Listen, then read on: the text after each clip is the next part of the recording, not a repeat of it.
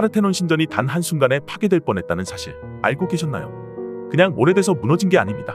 신을 위한 장소였고 도시의 심장이었고 제국의 상징이었던 그 신전이 전쟁 한가운데에서 말 그대로 산산조각이 났습니다.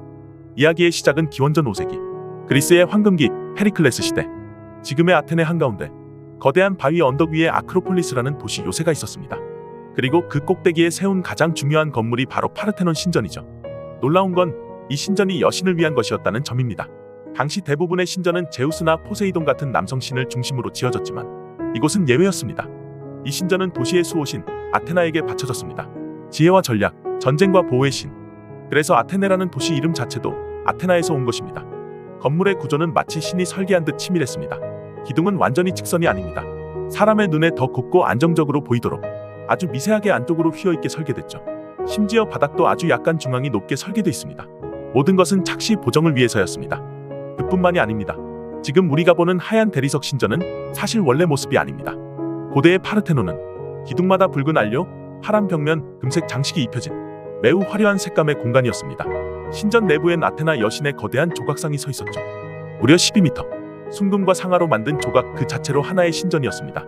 하지만 이 신전은 그 운명처럼 계속해서 정체성을 바꿔갑니다. 서기 4세기 로마 제국이 기독교로 개종하면서 파르테논은 더 이상 이교도 신전으로 남을 수 없었습니다. 신전은 벽이 막히고 내부 구조가 바뀌고 십자가와 성모 마리아 그림이 등장하면서 성당으로 변신합니다. 무려 1000년 가까이 이곳은 기독교의 중심 공간이었죠. 그 후 15세기 오스만 제국이 이 지역을 점령하면서 또 한 번 신전의 운명은 바뀝니다. 이슬람의 기도처 모스크가 되었고 첨탑이 세워지고 돔과 기도 구역이 추가됩니다. 그런데 파르테논의 가장 비극적인 순간은 이 정체성 변화가 아니라 전쟁이었습니다. 1687년 유럽은 여전히 강대국들의 싸움 속에 있었습니다. 베네치아 공화국과 오스만 제국 사이의 대립이 격해지던 시기, 베네치아군은 아테네를 공격하게 됩니다. 당시 오스만 병사들은 파르테논 내부에 대량의 화약과 탄약을 보관하고 있었죠. 그 신전이 일종의 탄약고가 되어 있었던 겁니다. 그리고 마침내 한 발의 대포가 파르테논의 명중한 신전 한가운데서 일어난 거대한 폭발. 하늘이 찢어질 듯한 굉음 속에서 2500년 전의 걸작이 산산조각이 납니다. 당시를 그린 그림에는 기둥이 날아가고 조각상이 부서지고 연기가 피어오르는 장면이 담겨있죠. 그날 밤 파르테논은 고대 그리스의 영광과 함께 무너졌습니다. 하지만 그것이 끝이 아니었습니다. 폐허가 된 신전에서 누군가는 무너진 조각상과 벽면을 떼어내기 시작합니다.